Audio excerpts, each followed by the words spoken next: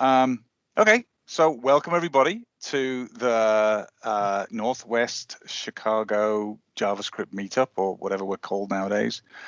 Today we have Megan Johnson from PSC Group, who is going to talk about the power of tokens. Cool. All right, so let me go ahead and share my screen.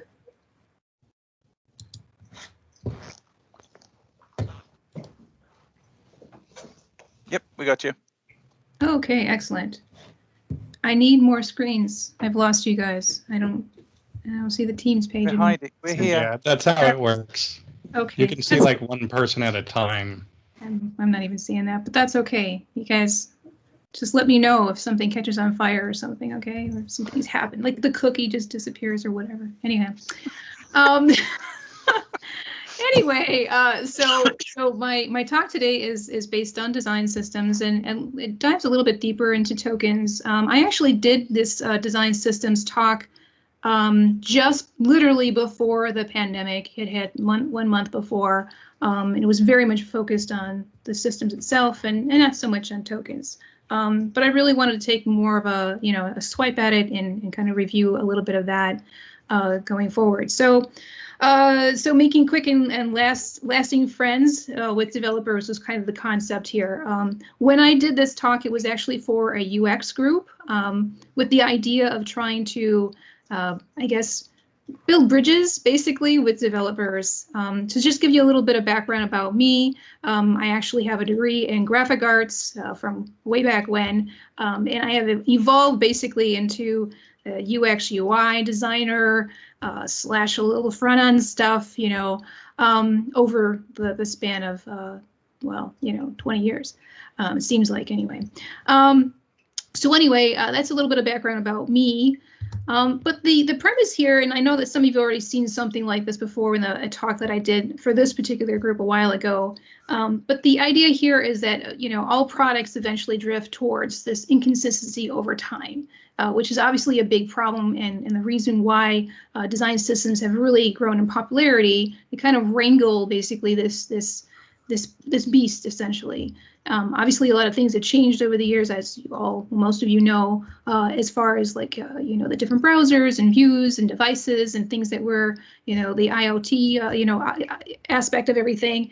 It's getting a little bit crazy, right? So it's really nice, the idea of basically having a single source, of pointing to what the design element should look like, and having some kind of consistency. Now, as far as, having a library goes, that's really great, but there are other things that are definitely outstanding. Branding is one of those things. So marketing people are really obviously all about, making sure that there's a consistency with the brand and the colors and the blah, blah, blah, blah, right? And that's great. But it does really make a difference. It makes an impact on the bottom line and, how people actually perceive your company, your business, your services and products. So it is important overall.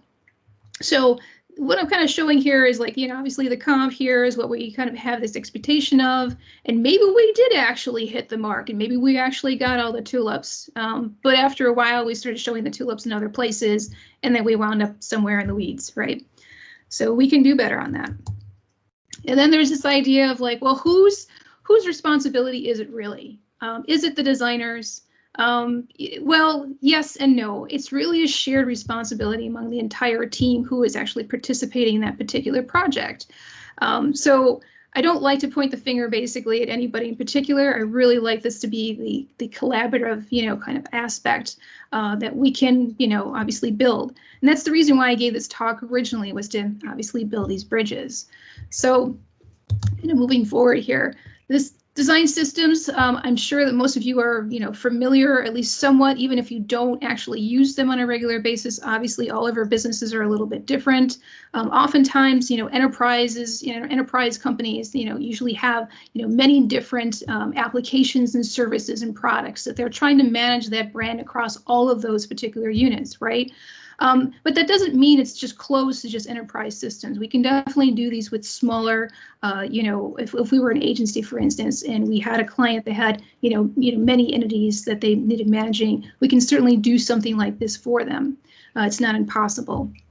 So design system is basically a comprehensive set of values and semantics, of course, syntax and some context, to form some foundations, basically. Ultimately, what it really is a shared language between design people and developers. But that language is actually something that you both collaborate and agree upon. It's not something that the designers are like, well, I think we should just call it this.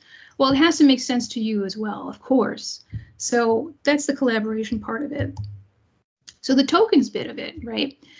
This is where a lot of the power comes from. This is basically, it becomes an engine. The tokens are kind of an engine or an output, basically, that results from having this system. Having the system is great. It's wonderful. We have a library. We have a reference. That's wonderful. We have a source, okay? But when we start to engage it in a way where it's activated in every new instance basically of application or otherwise, that's where the true power actually lies, within having these tokens. We can definitely pull that off. And I know Mark's going to ask this question right away. Why should we care? What difference does it make? Well, it all comes down to the bottom line. If we're spending more time, I know. It all comes down to the bottom line. If we can actually prototype things a lot faster, that makes a big difference in a lot of ways. If we can get things to market a lot faster, that makes a big difference as well. So that's the reason why any of this really matters, is because we can actually deliver things a lot faster, just across the board. So with these tokens, essentially, we really want to create kind of agnostic kind of way. So obviously, we're all dealing with different tech stacks, but we can actually create tokens to address all of those situations and all of those technical things that we have to deal with, right? So one of the things that I talked about before, I know I gave a very quick lightning talk. I don't know how quick it was because I tend to go on, but it was about variables. We talked about, it would be really great if we can actually change things on the fly as maybe the page is being, rendered or whatnot on the browser, and with the power behind those variables that we can set forth. But really what ends up happening is that when we start to set these variables, we're actually setting up a way where we can make a change in one place. It's just like any CSS thing. You make a change in one place and it populates, across, all of these different units, right? All these different instances.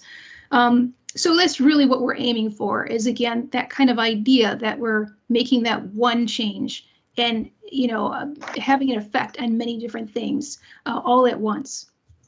So the whole idea is having it agnostic, essentially, so we can actually have something set up that addresses all of these things. So some of the benefits of having some of this set up. So as I've already mentioned, reduction in time, right? So we have reduced design, technical debt, which is really great. We're faster to production, which I've mentioned, higher quality, production, right?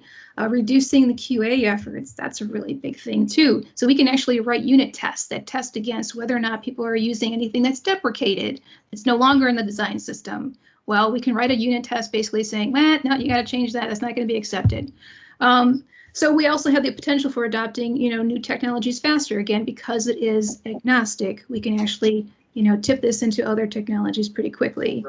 Then, of course, we have the reference, which is very nice to have as well.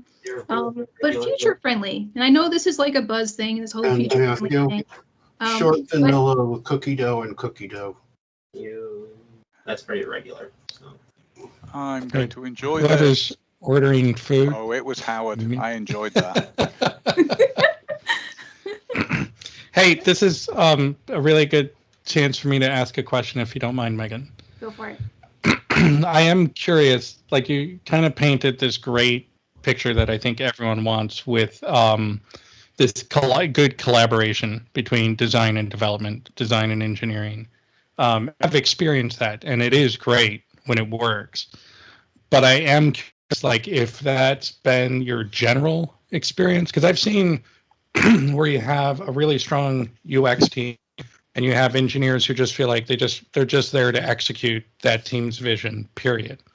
And I've seen it the other way around, where engineering is just always like, no, this is stupid. You don't understand the browser, and you didn't think about scrolling. And I tend to think, like, if you can build a really good amount of trust between those two teams, it can work really, really well.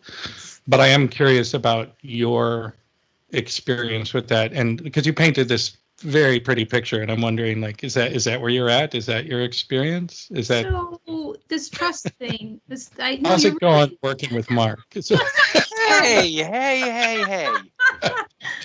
No, the trust thing is actually very important. And as simplistic as this sounds, the best thing to do is to move it outside of the workplace. I know that sounds a little bit strange, but when you start to remove these barriers and these politics, these inner politics of like who's right, who's more right, who's, less right, those kind of things within that working environment, I think it really helps build that sort of trust. And so I've heard the advice of like, go out for a drink, don't work on that project for a moment, like really get to know them as individuals. And this is really important because this system is people-based.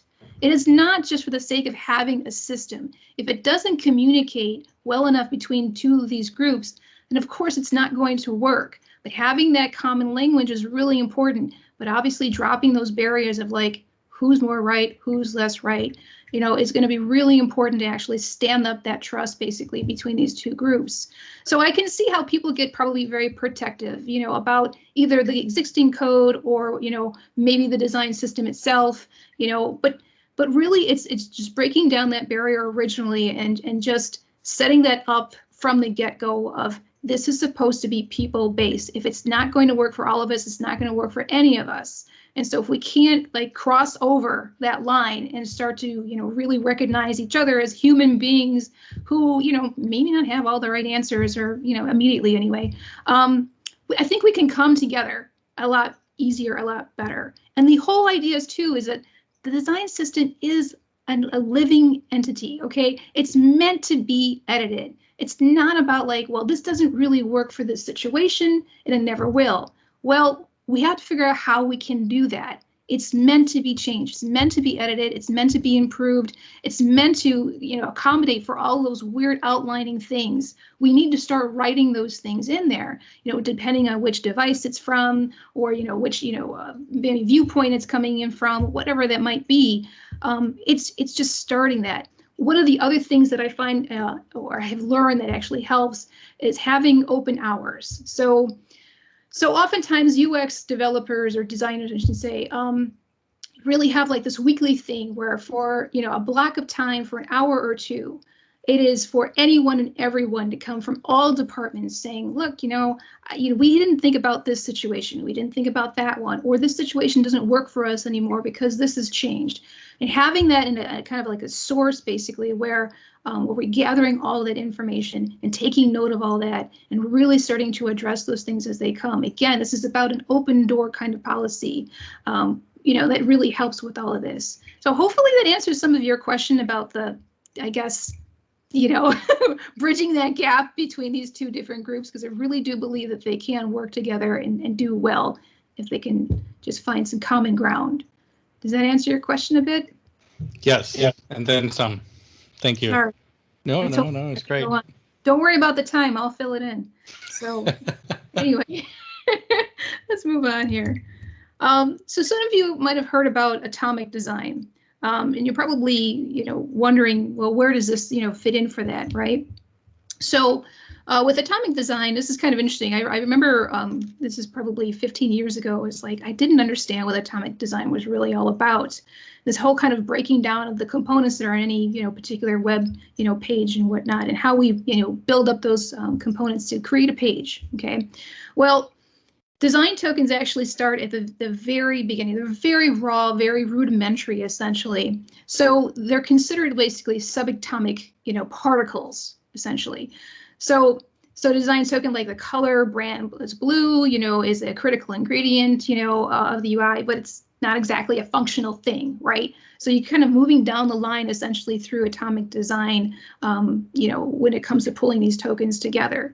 So it's a really rudimentary, like very like specific kind of little piece, and we're just adding them together to build up this page essentially. And that's the way it actually works within atomic design. So it's been added. So let's talk about some types here. So what can we create? What can we make a token essentially? So I've created a short list here of a few things that we can definitely, have. So spacing, sizing, rounded corners, font families, obviously, border colors and background colors and such.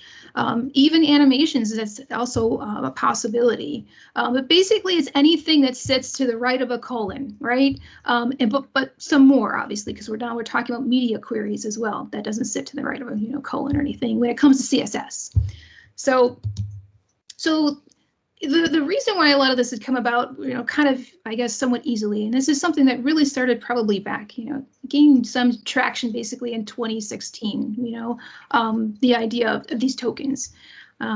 So anyway, we have CSS preprocessors, and they've had variables within them for quite a while. Well, fortunately, the CSS spec is actually incorporated or absorbed, variables at this point, which is something I talked about over a year ago at this point. And I always get this question from other people who are interested in learning, tech or coding or anything. It's like, if I learn this one thing, do I ever have to learn anything else, basically? So if I master CSS, will I just know it forever? Well, no. And obviously all of you know that, we haven't always had hooks, right, when it comes to JavaScript. So the specs change, the options change. And luckily, for these specs, they adopt things that, seem to be working very well. And so CSS has obviously done something like that. Sass is fine. A lot of people use Sass. It's okay. It's personally not my fave. I like to do, more vanilla type CSS because I don't know. I just love punishment, I suppose.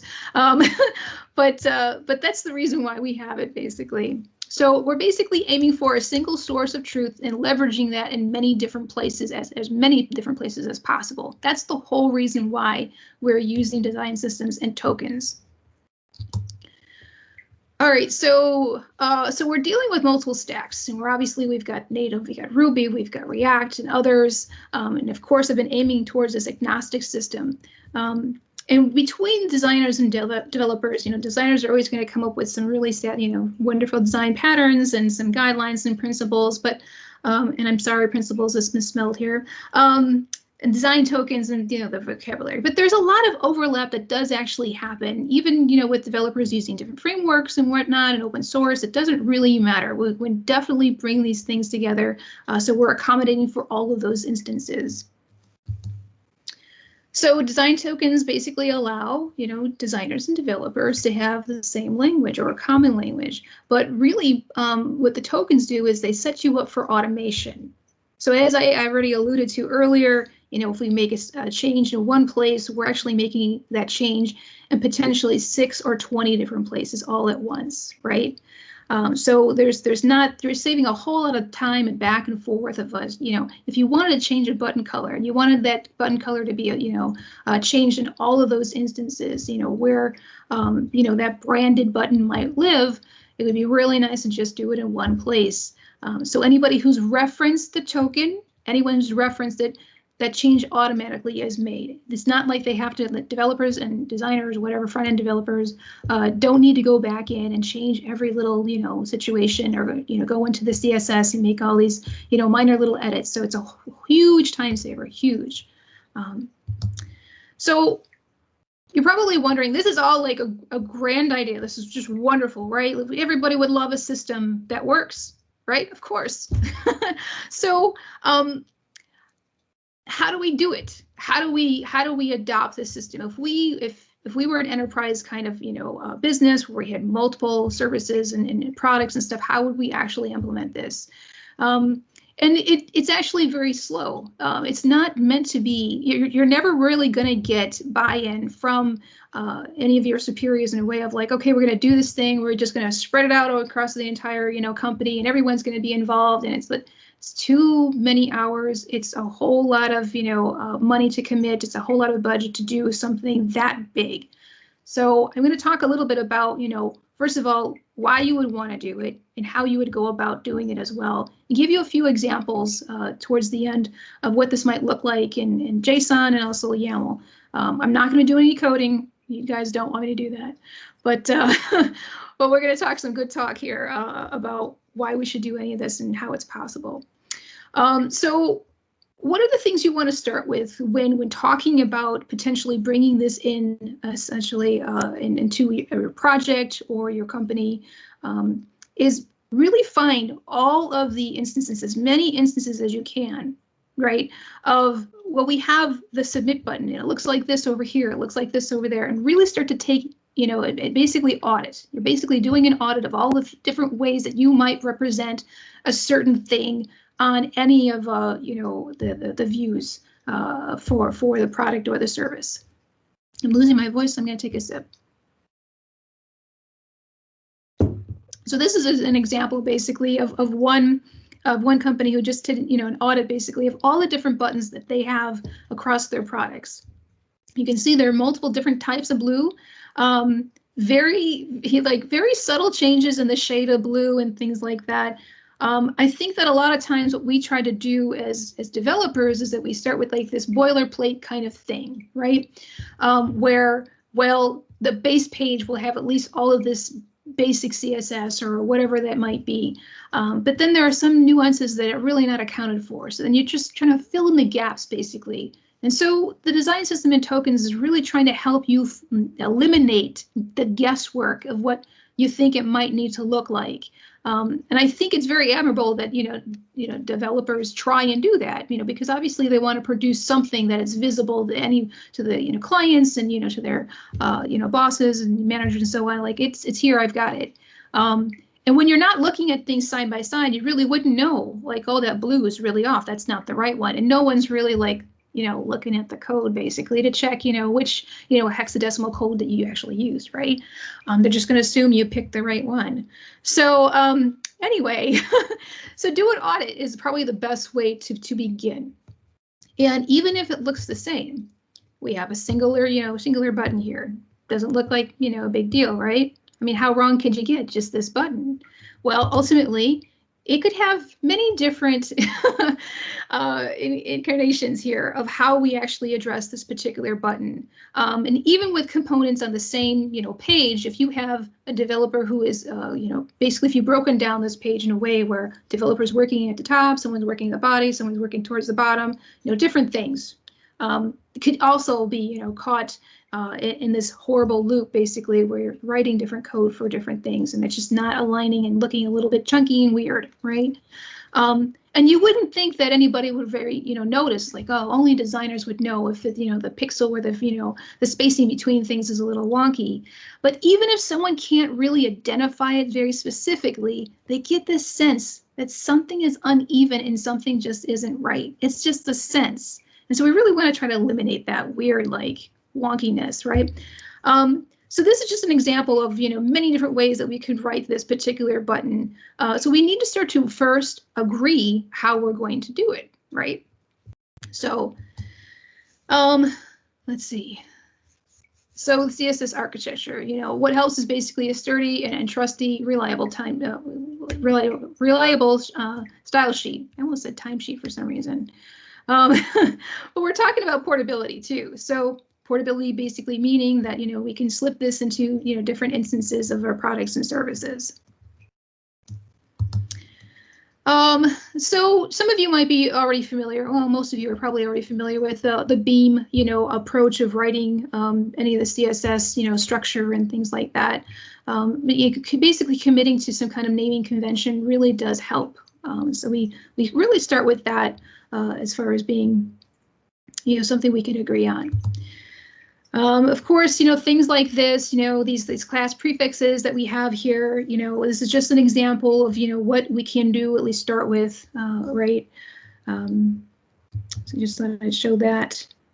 Here we have some notes, basically, what the button might look like, with the button with an icon, what my secondary button, and things like that. So these are just kind of, some examples of how we might be able to write this. Now, there are much better references for writing in this way, more than I'm giving you here, obviously. And I will actually share some of my resources on that after I get to the end of this. Of course, accessibility. Now, this is another really big deal. Now, one of the things that I love about accessibility and testing is that you can certainly test for accessibility, right? You can write unit tests that, say, oh, is it really addressing the ratio that we need and things like that?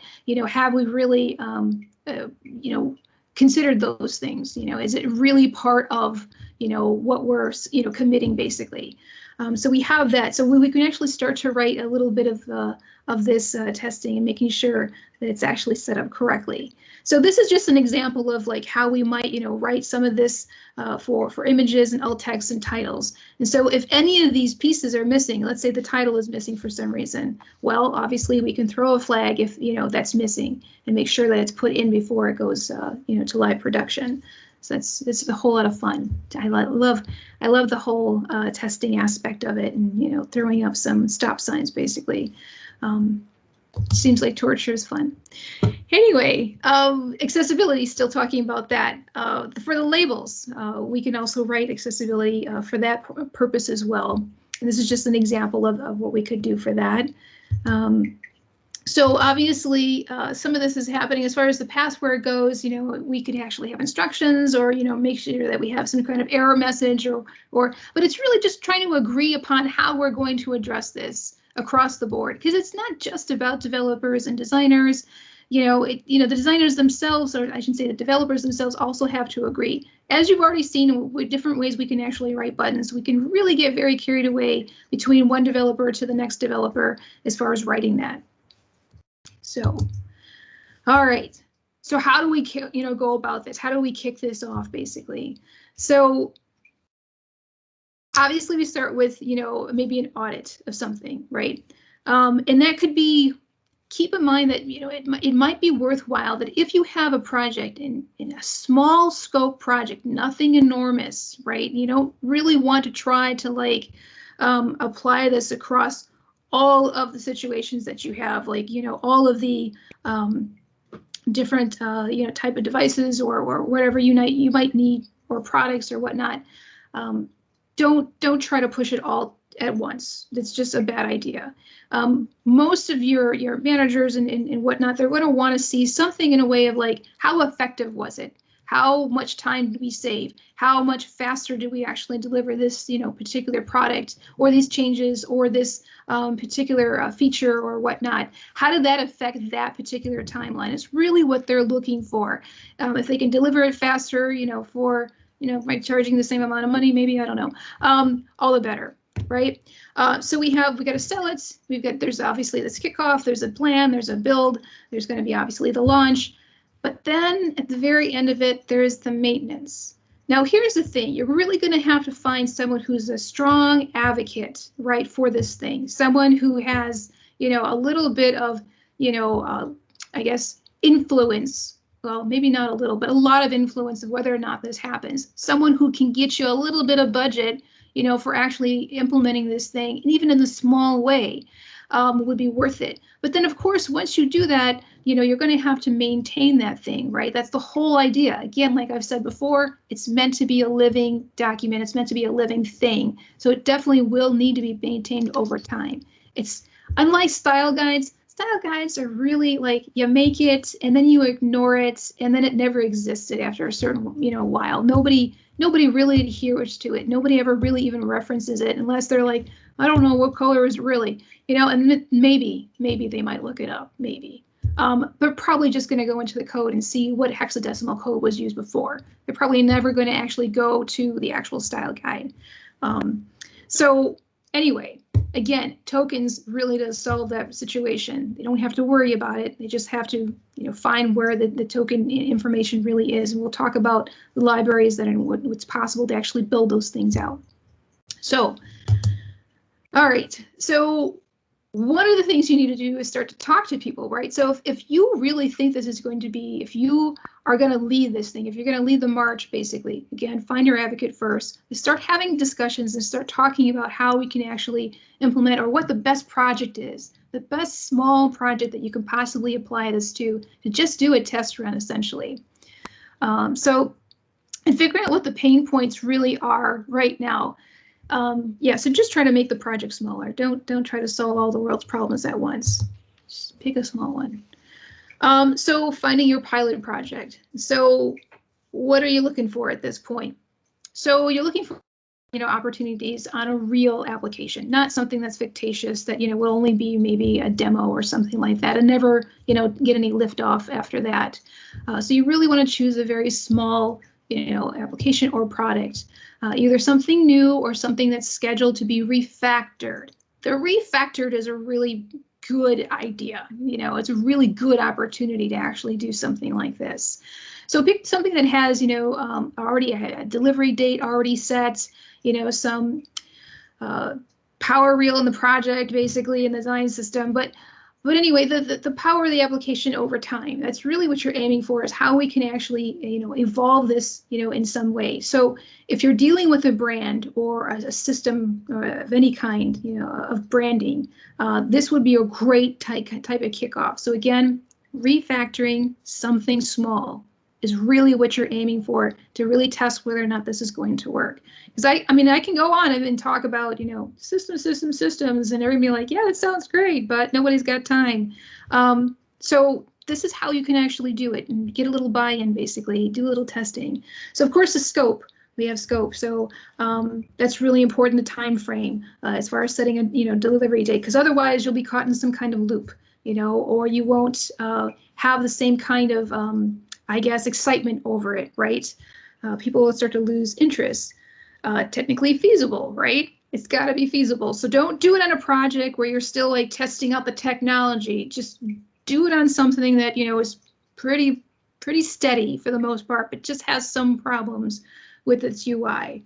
Of course, the champion, you've got to have your champion, you got to have your advocate, someone who's going to actually support this and hopefully find a little bit of budget and allow you to actually put some time towards this. And that's really important too, because all of us are, in some factor or another, we're billable, all of our hours are billable. So, but this is an investment. Just think of it that way. If you can actually approach it as an investment and not an expense, and only an expense, right?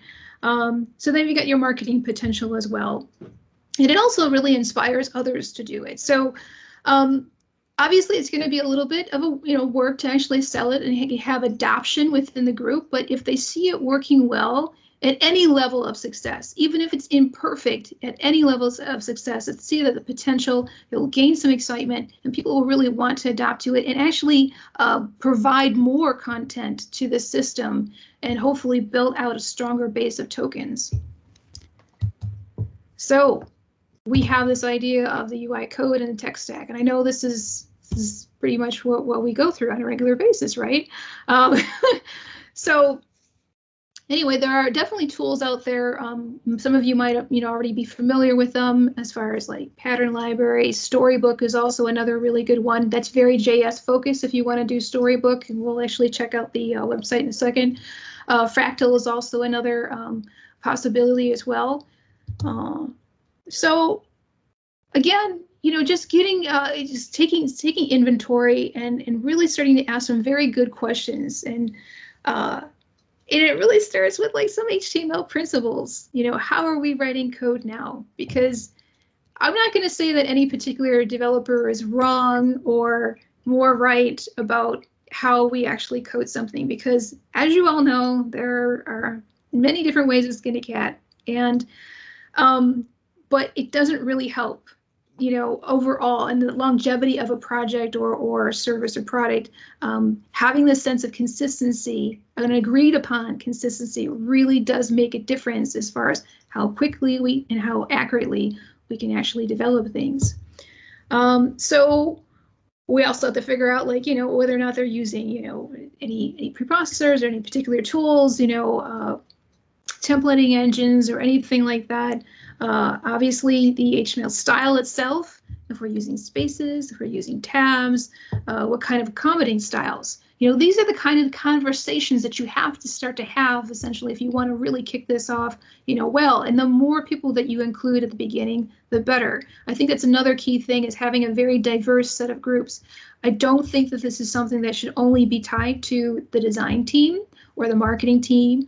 I really think that this has to be a collaborative thing among many people, or at least one person from each, sector that would be influenced by this particular thing. So don't just strap one person to it. That's an impossibility, especially when it comes to the maintenance. Really, you need a couple of people to be committed to it.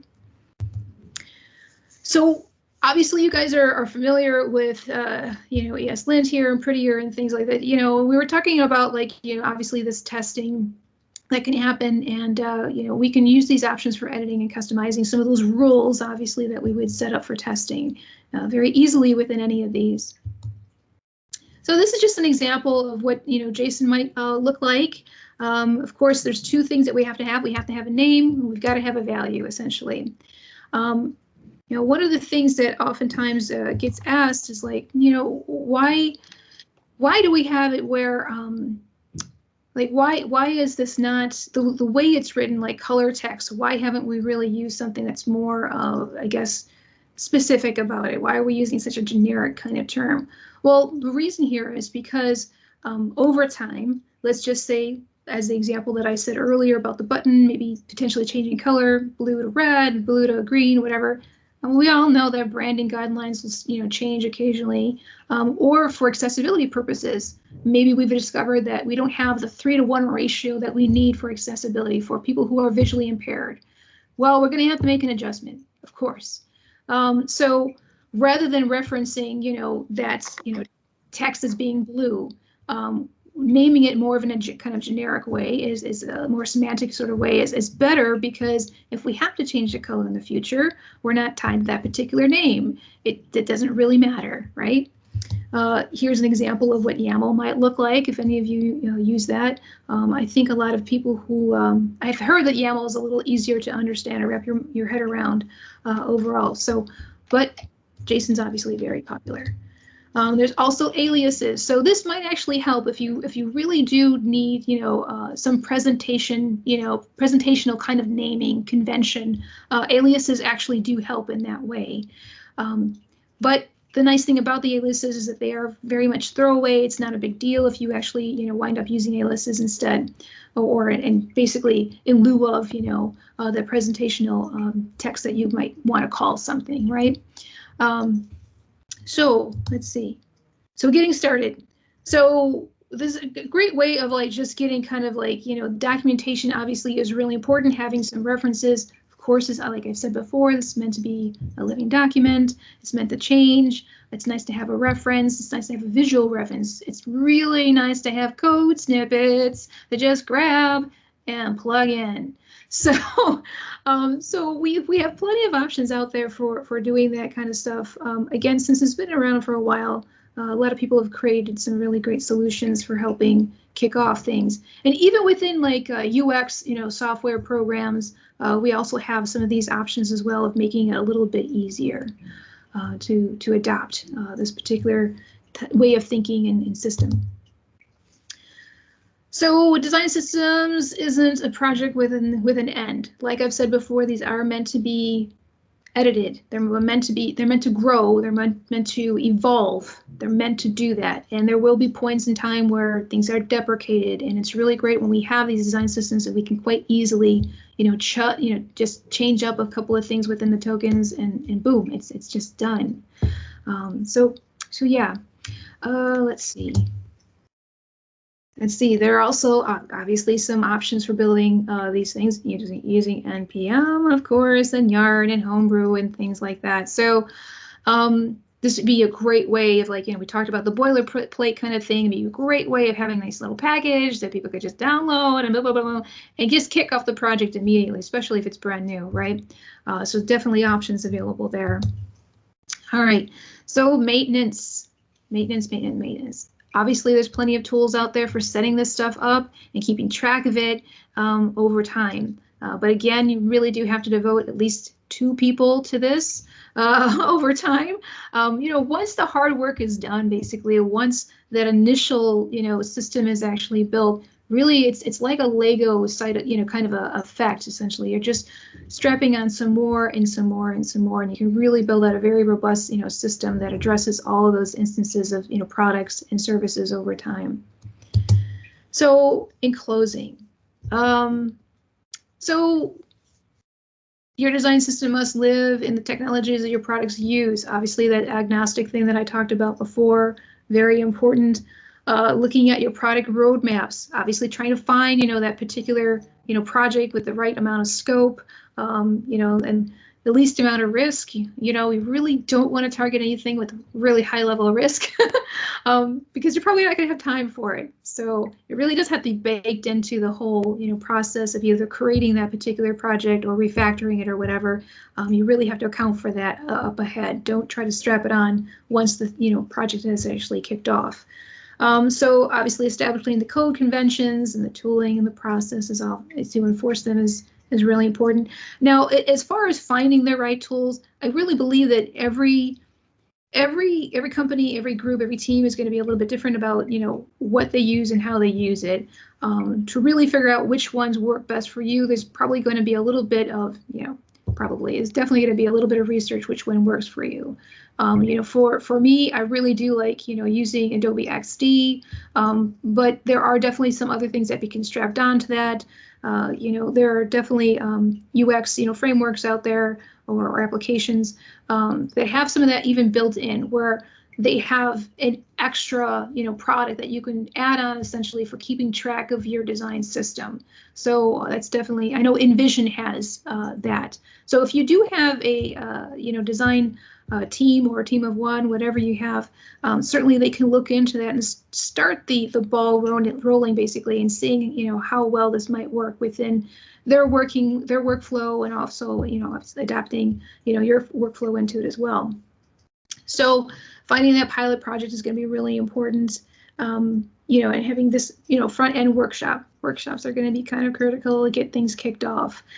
So best practices and reusable components. Obviously, that's the name of the game. We really want to use, things that already exist rather than trying to reinvent the wheel every time we, kick off a project.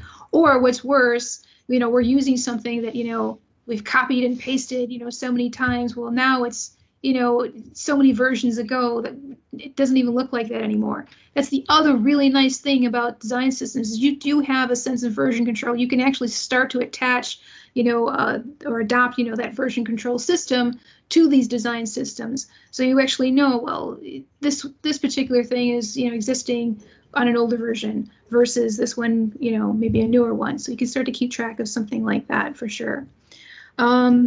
So semantic versioning, like I've just mentioned, really important to kind of, keep track of those changes.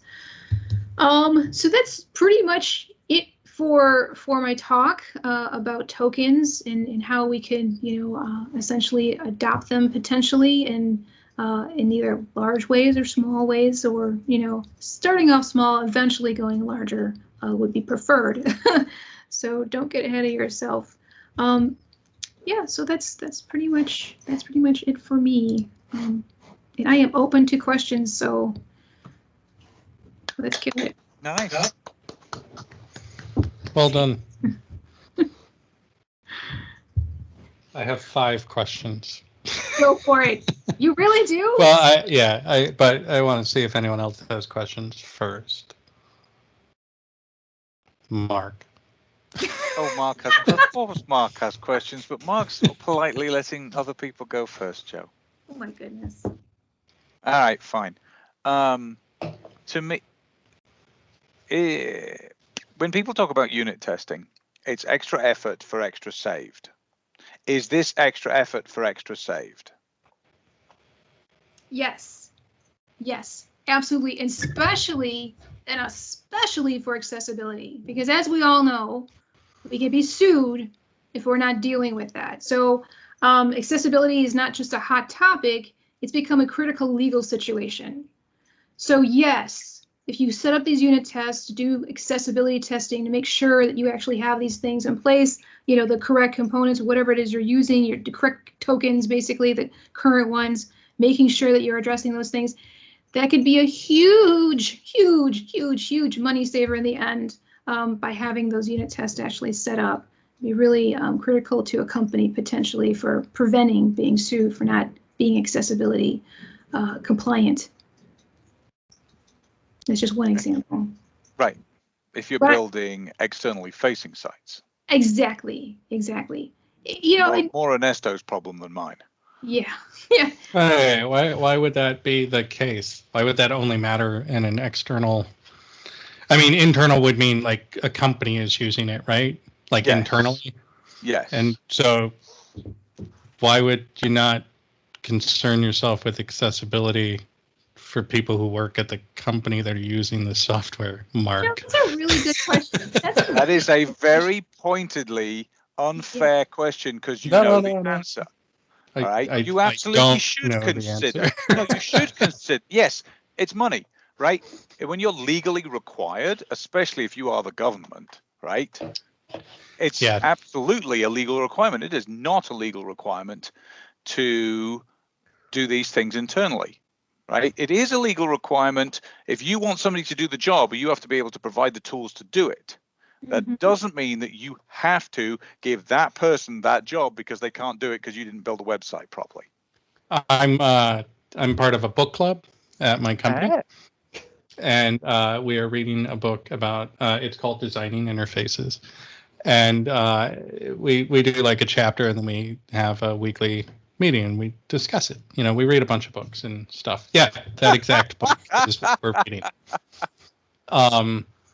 And the discussion, I was actually late to this last meeting because I was at a dentist appointment. But when I came in, they were talking about accessibility. And the chapter wasn't about accessibility, but there was a discussion about it. And there was a discussion about like how litigious our society is. And somebody gave an example of somebody who was literally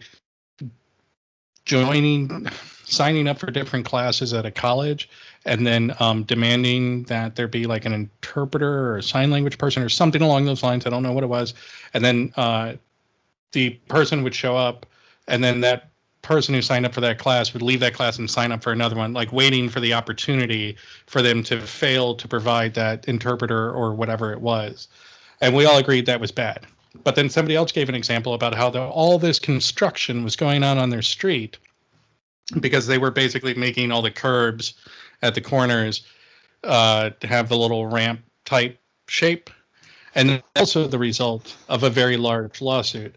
And I thought, like, well, if that's what it takes to get it done, so be it. Like, good for that. Like, the other person's an asshole. But the one who had to sue to get the fucking thing done, even if it, you know, prior to that, I guess it wasn't legally required. But I never really understand that argument. I get the money thing. I do get the money thing. If the client says, no, don't do this, you should make them sign something that says, you told me not to do this. Well, now this really leads to a really important topic. So a company that I'm aware of right now, they have a lot of third-party, you know, maybe software application, whatever. A lot of third-party things, right? Well, count third-party applications, right? When it comes to accessibility, so they're kind of skewed from that a little bit. Yeah, it's Megan. Yeah. You've gone all splotty. Oh. Anyway, my point was Fortnite in the house.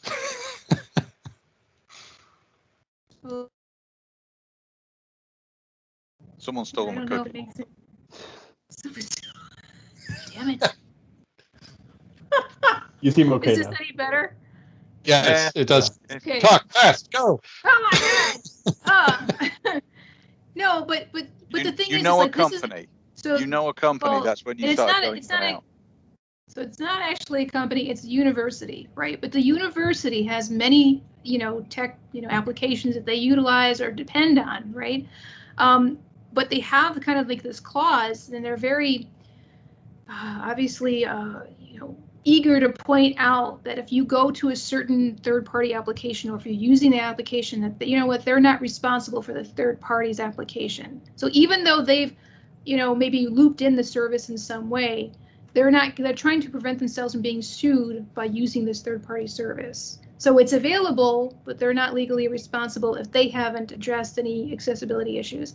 This is a very wild thing. And Joe, to your point, like there are definitely people out there have been looking for opportunities to sue at will, you know, and just, you know, they see an open door and they're like, I'm going to go for it. And unfortunately, it's not just in tech, it's with a lot of things, even with music, right? If anybody, like, you know, riffs off anything that's slightly similar to, you know, something that might be copyrighted or something like that, well, they're going to go ahead and try to sue and gain, some benefit from that. So it's all around. It's not just us. Believe me, people are suing for all kinds of stuff.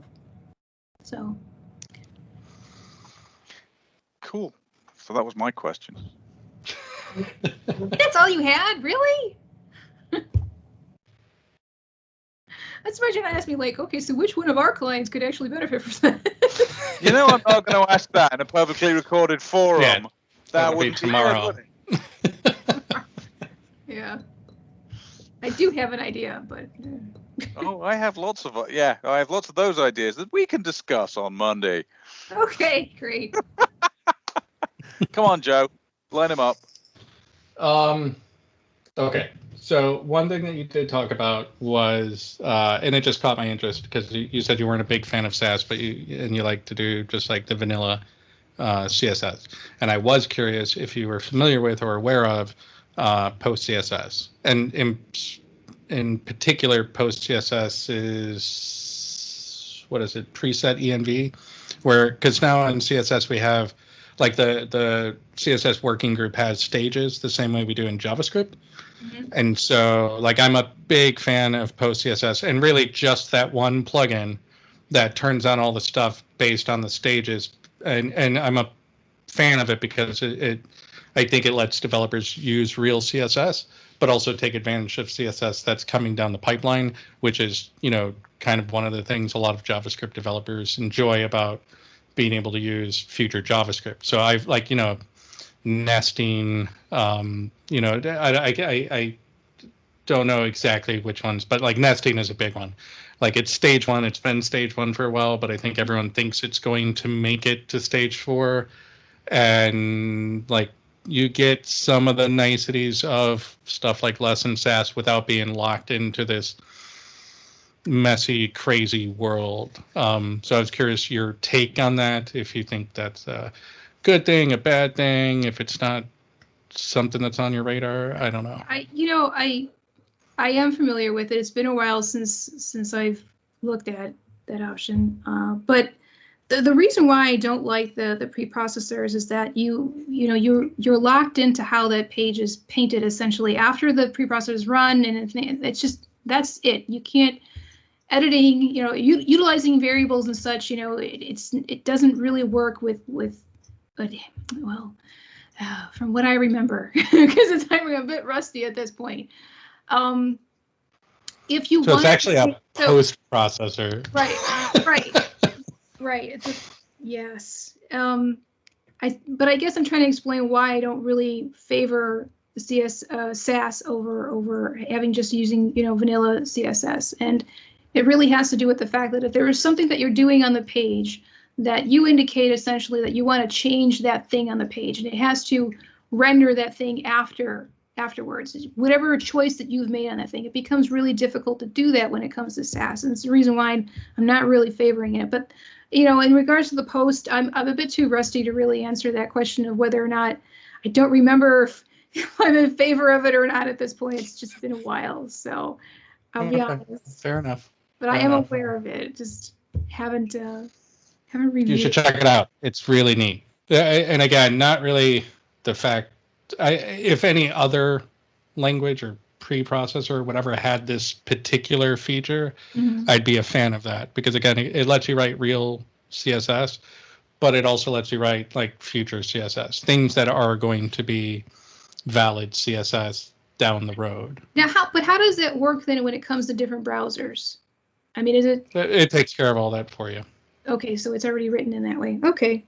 All right. Yeah, I mean, you write it the way that the proposal is. So, the assumption is that, yes, that proposal could change between, stage 0 and stage 4. Mm-hmm. But as we near stage 4, that proposal becomes more reliable. And then once it hits stage 4, all vendors are supposed to implement it in the browsers. And I think we are seeing them doing that ahead of time, the same way they're doing with JavaScript. We're seeing, and now that, pretty much all of them are fucking Chromium, it doesn't really matter anymore, right?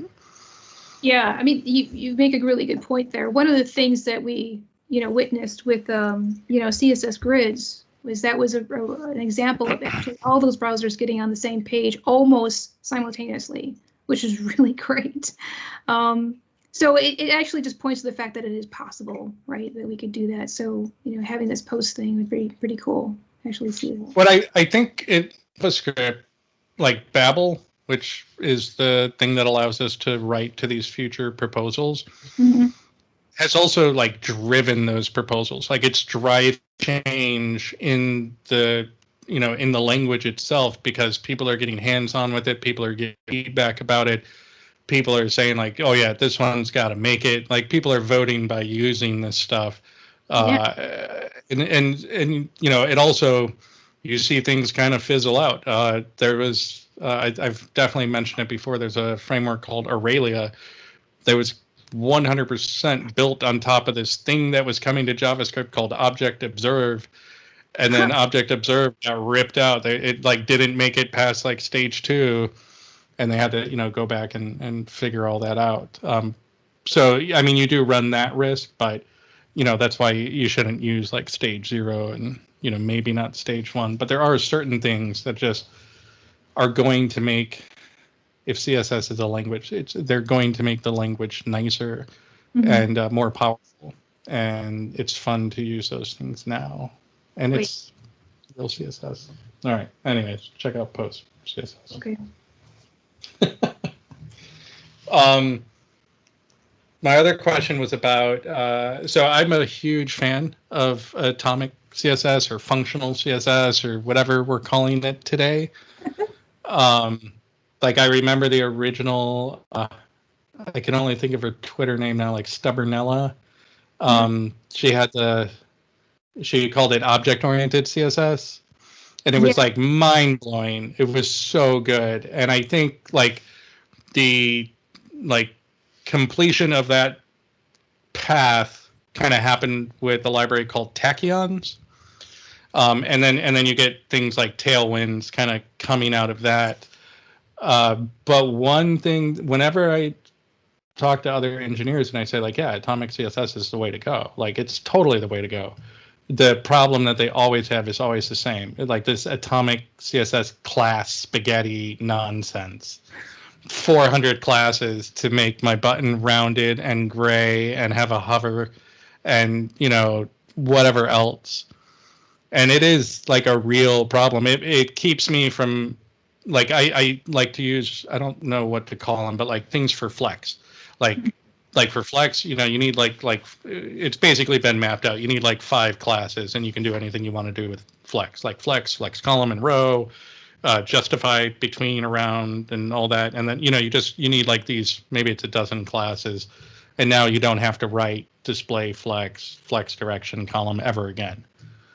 But when it comes to rounded corners and colors and hover state and all this, you can end up with, I mean, a dozen classes on a single div, and people really don't seem to like that. No, and I totally get it. And I think that, tokens is really, trying to answer that. So developers don't have to think about that stuff. You make the reference to the token, and who's ever, created that token has done all of that thinking, for you. So I'm all for, shorter, more condensed CSS, more condensed, styling sheets and things like that.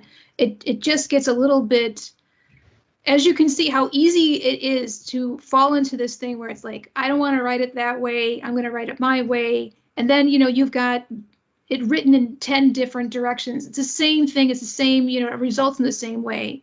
But making those edits is what really makes it very hard. And I don't think there's anything, when it comes to the naming conventions at large, it doesn't really matter what you as a team or a company decides to do. Whatever it is you agree upon works. So, I mean, I understand, like, we have this kind of, this idea, this concept that we could, easily adopt if we wanted to, but we don't have to do it just exactly that way. As long as in a team, we can agree to whatever that convention is, whatever works for you is great. Just consistency is what matters. I don't really think that you have to, lock into, there's no, you don't really have to lock into the atomic way of writing things. You know, the whole, you know, BEM thing, you know, it's just whatever it is you can agree upon, you know. But the tokens really is trying to remove that, you know, that work of having to rewrite in that way. You know, either write it at all that way or rewrite it. It's just done. Just make a reference to it, and that's it. Move on. That's it. That's what I love about the tokens.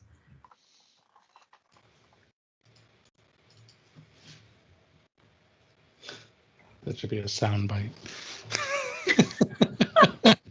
It's hard. That's what I love about the tokens. I love it. So you talked about semantic versioning of, you know, whatever your design artifact is, I assume. And this has always been like a big stickler for me. Like I've pretty much my entire career told other engineers, when you talk to a designer and you guys agree on like a Jira ticket and they show you the mock-up in Figma or in Vision or whatever it is, take a fucking screenshot of that thing and attach it to the ticket, because you're going to be halfway through it and realize they changed the thickness, the color, border radius, some shit. They changed it on you and they didn't tell you, and they're not going to be super apologetic about it. And they're going to say, this is just the way it is now. Sorry, you wasted, you know, all your time, because, you know, they have no idea what kind of effort went into it. So my understanding is now, you used to have like products like maybe Zeppelin or Abstract that were trying to like turn it into like almost like Git commits, like a commit history. But there is like versioning now in a lot of these software. Like I think Figma maybe has it. Is that accurate? Yeah, I was actually using it through Sketch. So Abstract and Sketch actually work well together. So I had some experience with that. With Sketch now. Yeah. You don't like Sketch? So you know, the thing is like I've used InVision, I've used Sketch, and I've used XD, and you know, and this is just me. Everybody's a little bit different as far as what they like and don't like, but since I already have such a strong attachment to Adobe products, you know, the XD thing is easier for me, but XD is always evolving. One of the things is actually, and this is just a side track, but one of the problems right now with even InVision is actually losing some traction in the market right now because they're not innovating. Whereas Adobe is constantly innovating. They're constantly changing, you know, their application. I'm getting updates all the time of new features and new options, you know, for what they do. Now, does it, you know, do everything? Obviously not.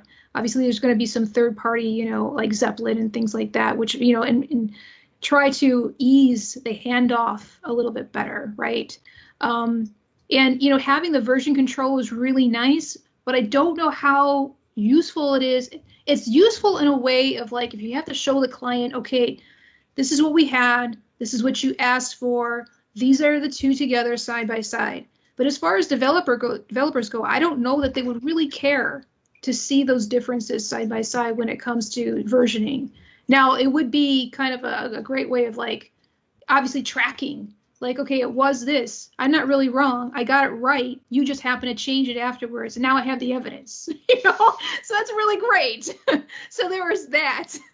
But again, getting back to the whole tokens thing is like, it really wouldn't be an issue anymore. You know, really trying to start to remove this thinking, you know, involved with like, okay, the line, you know, weight it was 3 and now it's 5 or something like that. Well, wouldn't it be nice if we just had a place where we made a single reference and whatever those changes were? Keep in mind, guys, when it comes to design, it's really not, well, it's not usually driven, the changes are not usually driven by the designers themselves. It's usually going to be from the clients and usually from marketing or some user testing, you know, that they got back from UX. people or whatnot saying they couldn't see it, they couldn't read it, there's not enough space, there's not enough emphasis, I need more hierarchy, whatever that is. So please don't target us as the bad people, because when we actually design something, like we assume when we like give it over to you, like, yes, this is the winner, this is the thing, it's great, it's wonderful, and then we get to the presentation of the client and they're like, yeah, this doesn't really work for me, I don't really like this doesn't work together, move this around, I want this higher up, this is more important. So we're just the messengers is all I'm trying to say. Like, please don't hate us. Like, we want to be done with the project just as much as you do. We really are not trying to make your lives any harder, or do things fancy. We're just you're just trying to make a living like everybody else, right? So yeah, I think those things are very helpful, but I don't know, again, how helpful the versioning control thing really is for anybody.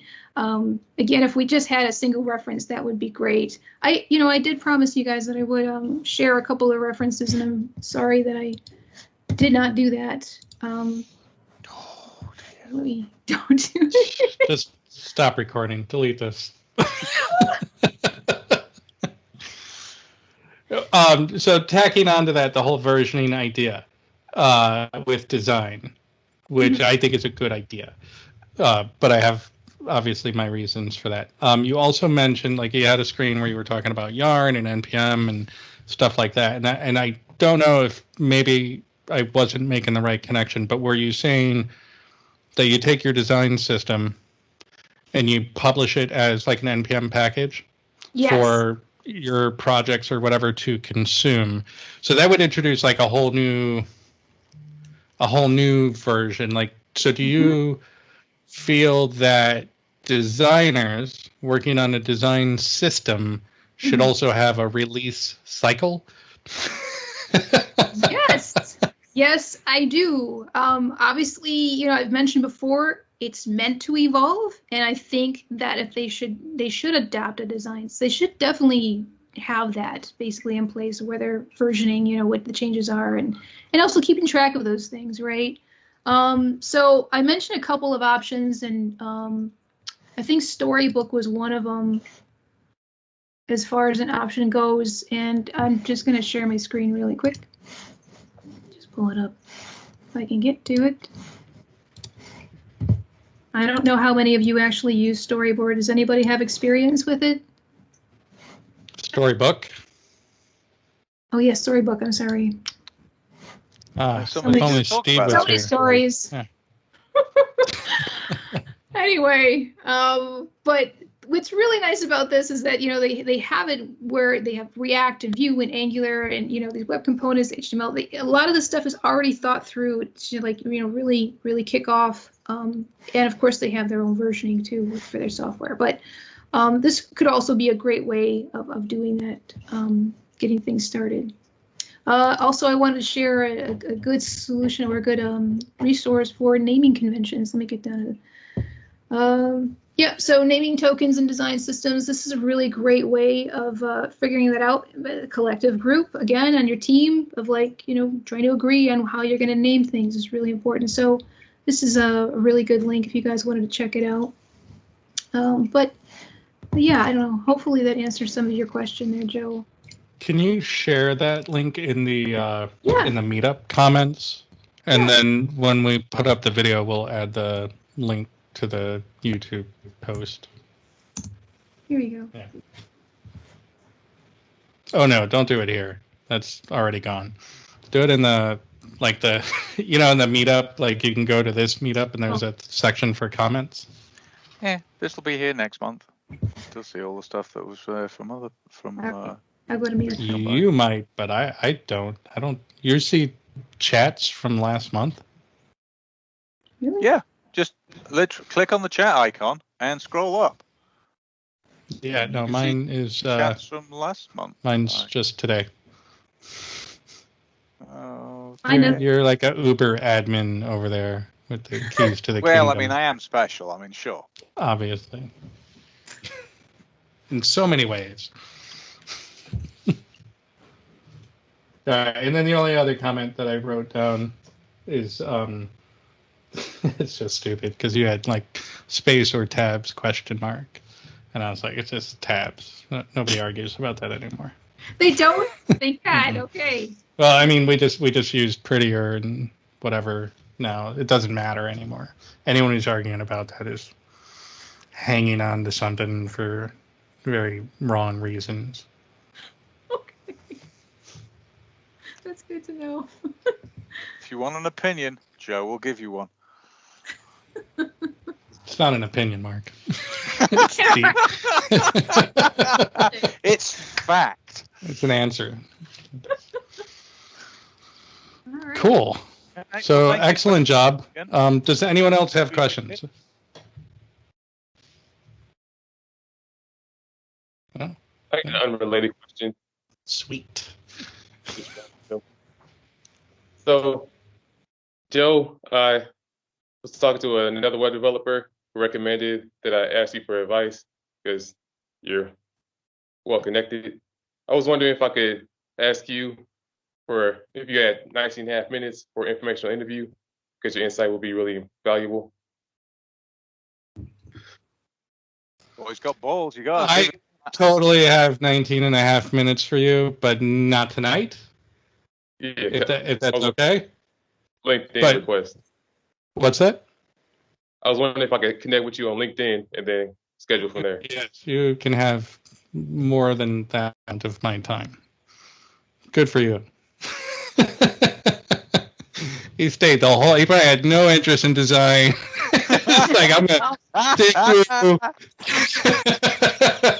Yeah, believe me, these types of talks are pretty rare. We usually stick to JavaScript. So.